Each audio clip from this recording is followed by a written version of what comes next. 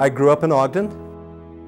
My father was a railroad man. He worked for the Union Pacific, and Ogden was a railroad town. And it was one of the funnest places to be and to grow up you could ever imagine. I think he had a very happy childhood, and fortunately was devoid of real tragedy or heartache, and so I think he was just able to take advantage of education and friendships and opportunities that came his way. I was a remarkably good student in the first grade. Things did not stay all together through my entire educational career, but I went to Ogden High School. Everybody that knew Rich in school just praised him. I'm pretty sure he was the student body president the year he was a senior. After Ogden High School, I went to Weber State University for a year, and then I went on an LDS mission to Scotland. Came back, went to the University of Utah, and met my wife, Joan. We were actually lined up by a friend. I had heard of him before, but he is just always so interesting and always up for doing anything. I absolutely loved school from the first time I can remember going.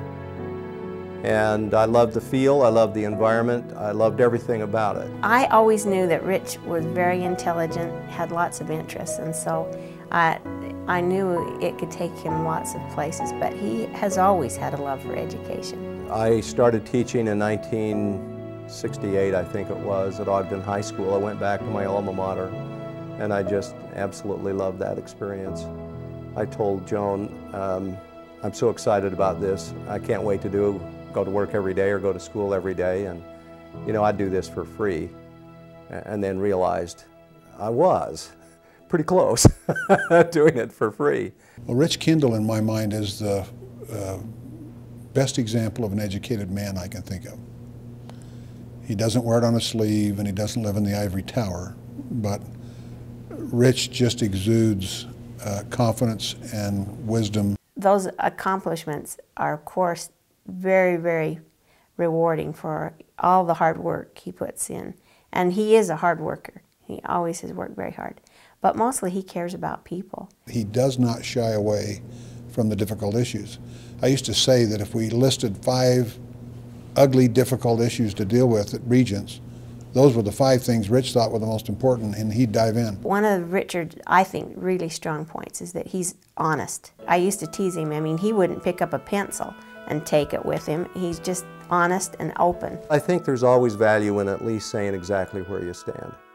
And I've had people who say, I recognize that we have different ideas about whatever we're doing, but at least I know exactly where you stand. You combine somebody with that kind of educational background, that willingness, that upbeat attitude, and then give a strong moral fiber to him. And he's, in my mind, of people I've worked with, he's one of the top 5 that I've ever worked with. And he's always engaging, and he cares more about relationships, and he cares more about building relationships with the people he works with. So it doesn't matter whether he's working with the presidents or the legislature or our family.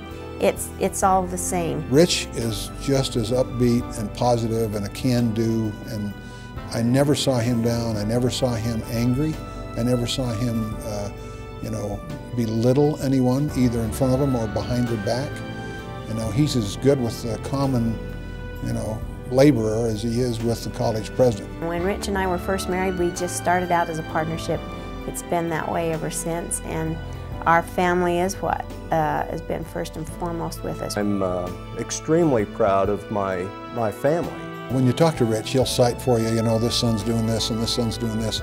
What comes through that is that all of them took education very seriously. If Joan and I did nothing else, we infused in them the value of going to school, doing well, taking advantage of that whole opportunity. Oh, I think Rich Kendell during his career contributed to the educational fabric of this state as much or more than anyone in his generation.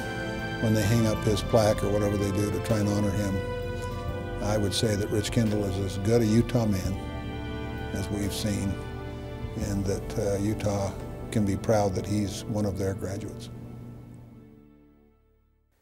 Well, I was completely surprised when John Ashton called me and indicated that I was to be recognized by the Alumni Association of the University of Utah.